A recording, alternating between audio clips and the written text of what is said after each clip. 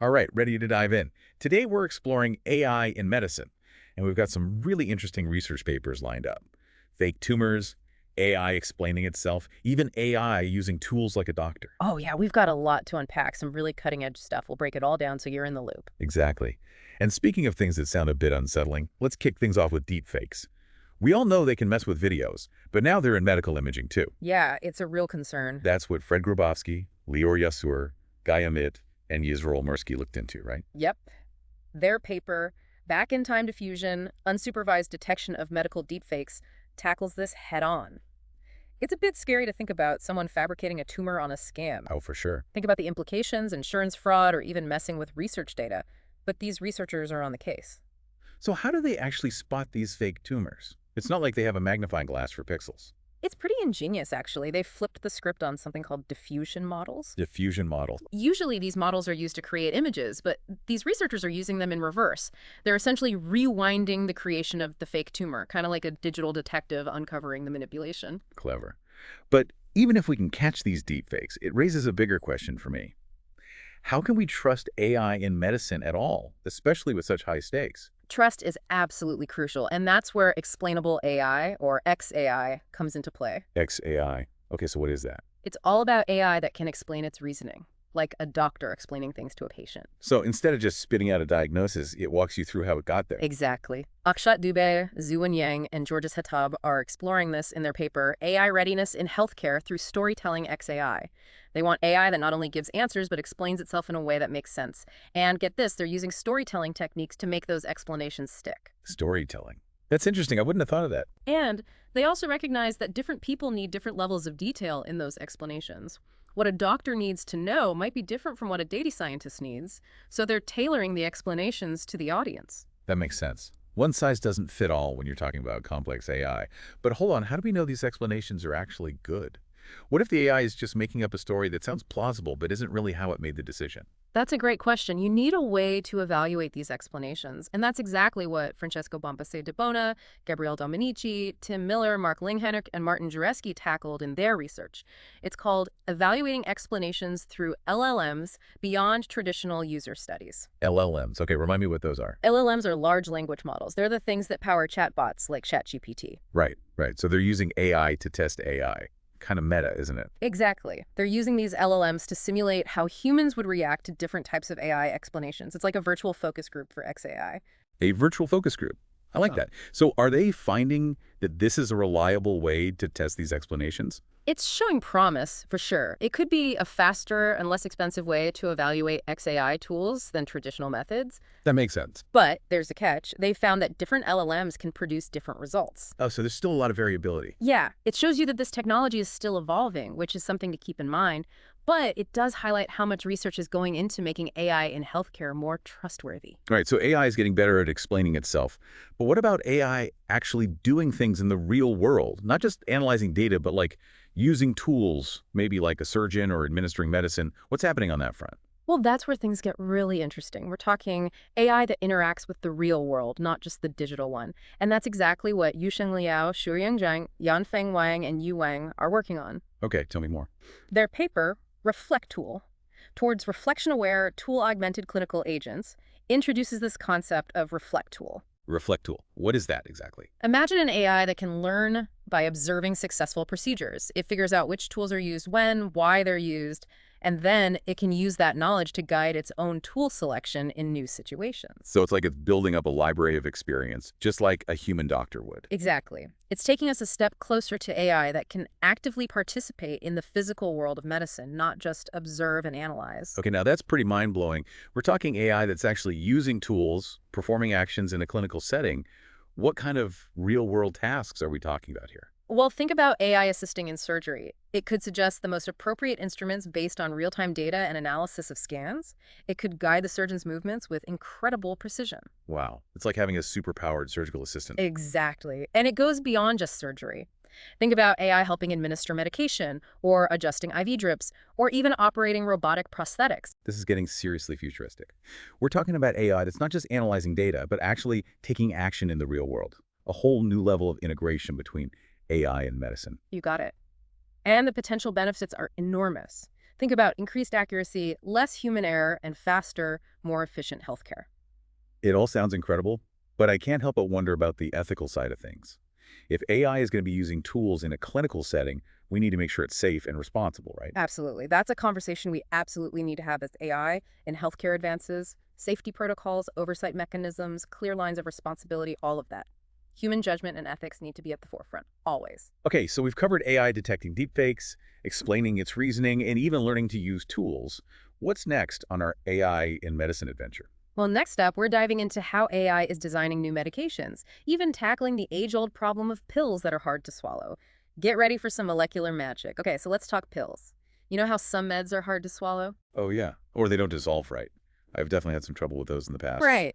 Well, scientists are using this cool technique called co-crystals to make pills better. Co-crystals, what are those? Like some kind of super pill? Not quite a super pill, but it is pretty high tech. Think of it like Legos, but at a molecular level. They combine different molecules to improve a drug's properties so it works better in the body. It's like giving the medication a makeover. So you're not changing the medicine itself. Right. Just making it work better. That's really neat.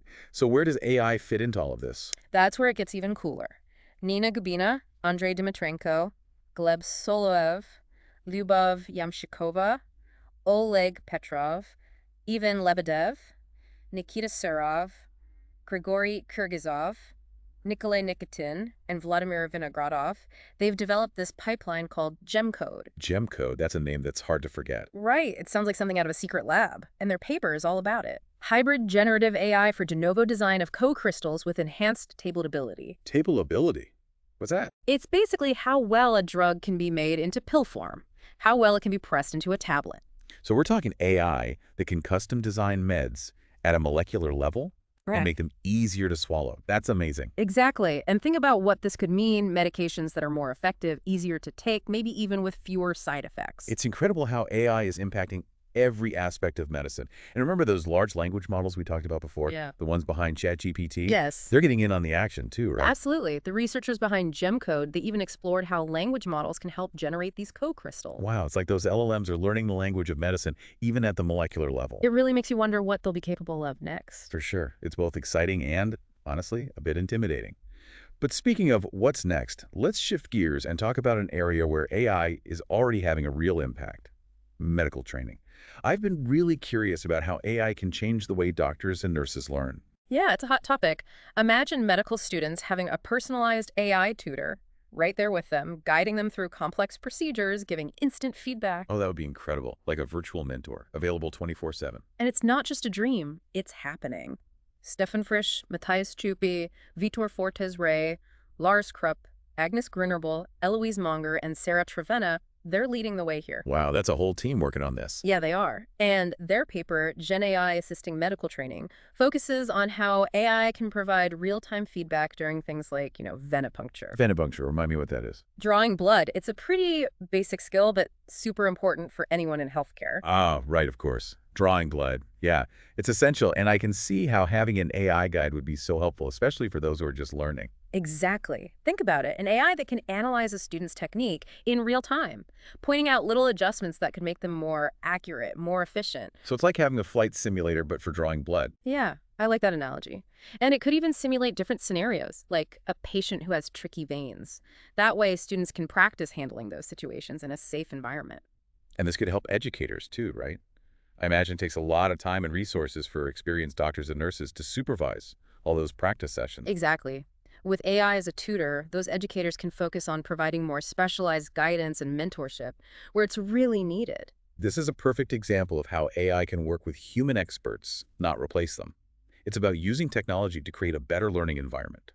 And I can imagine this being used for all sorts of procedures, not just drawing blood. Oh, absolutely. Suturing wounds, performing ultrasounds, even complex surgical techniques. The potential is huge. It's amazing to think how this could change medical education, making it more accessible, more personalized, and, let's be honest, probably a lot less stressful for everyone involved. Definitely. It's really exciting.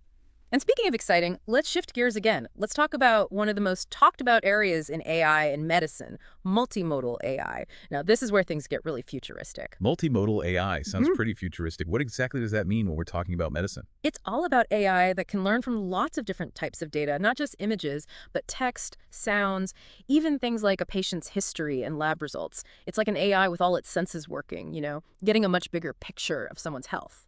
So instead of just looking at, say, an X-ray, it's also reading the doctor's notes, listening to the patient's heartbeat, and factoring in their blood work. Exactly. And this is where things get really interesting. Zewen Yang, Zhen Yu, Claire Primero, Christina Vico Alonso, Zhonghua Wang, Litao Yang, Philip Schandl, Ming Hu, Jin Tan, Vincent Tang, Ik Beng Eng, David Powell, Paul Bonington, Simon C., Monica Janda, Victoria Marr, Harold Kittler, H. Peter Sawyer, and Zongyuan Gi have developed a model called PanDerm. PanDerm. It's quite a name. Their paper is called A General-Purpose Multimodal Foundation Model for Dermatology. So what makes PanDerm so special? Well, it's a foundation model, which means it's trained on a massive data set of dermatology images, text, all sorts of data. So it's like an AI dermatologist. Kind of. It can analyze tons of information to make diagnoses and recommend treatments. Wow, that's amazing. But I bet some people might be hesitant to trust AI with their skin. How do we know this PanDerm thing is reliable? Like any medical tool, it's got to be used responsibly. And we need to understand its limitations. But the research is strong, it's been tested and evaluated, plus it's designed to work with dermatologists, not replace them. That makes sense, combining the best of both worlds, human expertise and AI's analytical power. But does it work for everyone? Skin conditions can be different depending on a person's ethnicity and skin tone, right? That's a really important point, and the researchers behind PanDerm were aware of that.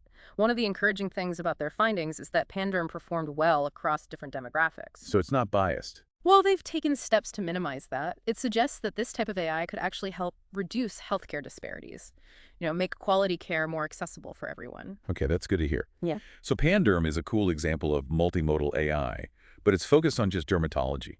Are there other areas where this type of technology is being developed? Oh, absolutely. Multimodal AI is still relatively new, but it's catching on fast. Researchers are looking at using it in cardiology. Cardiology. Yeah, combining info from EKGs, echocardiograms, patient history to predict things like heart attacks with even greater accuracy. That's incredible. It sounds like multimodal AI could change how we diagnose and treat all sorts of conditions. Exactly. It's like giving doctors a whole new set of tools to understand their patients. Okay, so we've talked about AI that can detect deepfakes, explain itself, and even learn to use tools. We've talked about AI designing new medications, and now this amazing multimodal AI. Is there anything else we need to cover? Well, we've covered a lot of ground, but there's one more stop on our AI in medicine tour. Let's head back to medical imaging, but with a twist. A twist. I'm intrigued. We've talked about AI that can spot those deepfakes and AI that can explain its reasoning, but what about AI that actually works with the doctor in real time to analyze complex medical images? Okay, so the AI is more like a partner. Exactly. Let me introduce you to OncoPilot, developed by Léa Machado, Hélène Philippe, Elodie Ferrers, Julianne Clout, Julie Dupuis, Corentin Lafloche, Denise Habib-Gatigno, Pascal Roux, Jules Gregory, Maxime Ronat, Corentin Dansette, Daniel Torgman, Pierre Masserin, and Paul Heron. OncoPilot. Sounds impressive. Their paper is titled OncoPilot, a promptable CT foundation model for solid tumor evaluation. And it could really change how radiologists assess tumors. So how does this AI copilot work? It uses something called visual prompting. So the radiologist can interact with the AI using point-and-click actions. Imagine looking at a CT scan and wanting to know more about a specific area. The radiologist can just click there, and OncoPilot gives them a 3D segmentation of the tumor, highlighting its size, shape, all those key features. So it's like having an AI assistant that can zoom in and analyze on demand. Exactly. But the radiologist is still in control, guiding the analysis and making the final decisions. It's a real partnership then, Yeah. combining human judgment and the power of AI.